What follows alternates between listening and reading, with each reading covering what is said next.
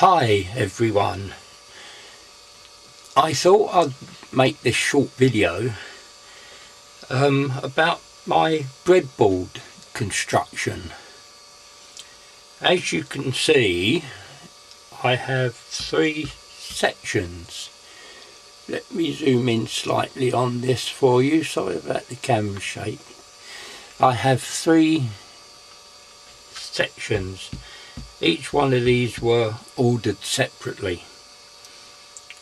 I started off with those two and then added that one later.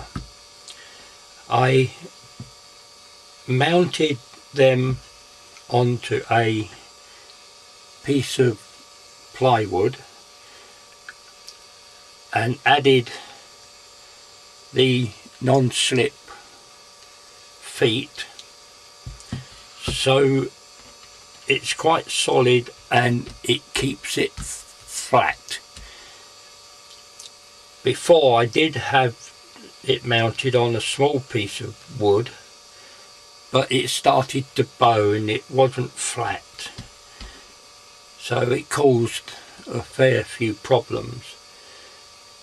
Also, I added some terminals, obviously red and black for plus and negative, 0 volts or ground, plus an extra terminal. I did want a blue one there, but I didn't have blue. But that one it's just in case you need a negative supply, so you could have positive, 0 volts and negative. And these are linked to the different sections. Also, if I come closer, you can see that there's a link or two links there, because this particular breadboard only supplies that half. And if you want that half live, you have to link them across, whereas the top one is continuous all the way through. So I did fit an LED and a capacitor, but that's not really needed in all cases. Now when I bought the last breadboard, it came with this little circuit, and this is supposed to give you 5 volts and 3.3 volts, and it has the connections there that you can plug straight into the breadboard, and it has a 12 volt input and a 5 volt USB. Now unfortunately the it just plugs on like that. Unfortunately the 3.3 gives 3.2 something, which is okay, but the 5 volt supply is only giving 4.2 volts, so there is obviously a fault on this. Now there are two, whether these are regulators or transistors I'm not sure, but that one seems to give the 3.3 volts and that one is only giving 4.2. So whether there's a fault there or not, I don't know. I'm not sure if they're transistors or FETs or regulators.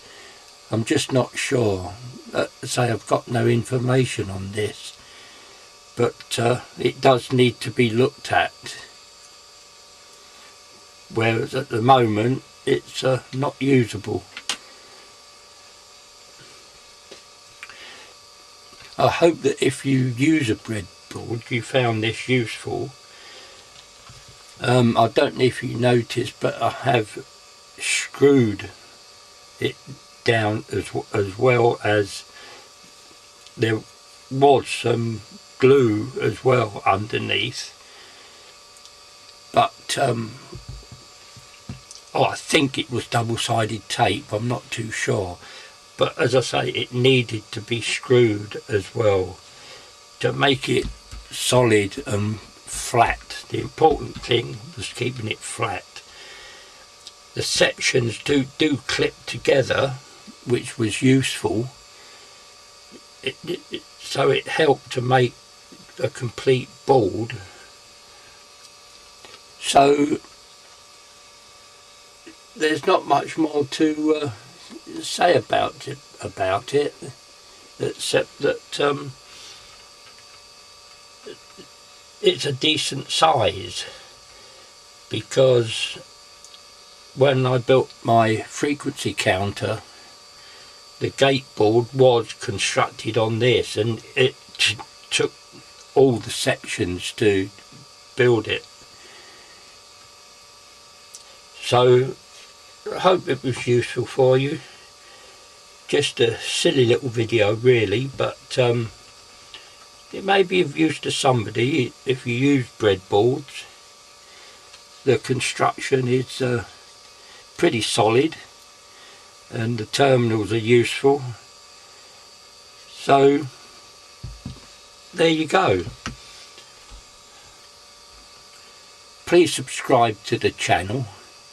It doesn't cost you anything. It's not a paid subscription or anything like that.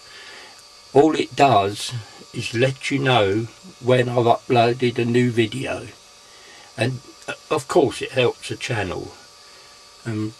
Please like as well, that helps. Catch you on the next one. Bye for now.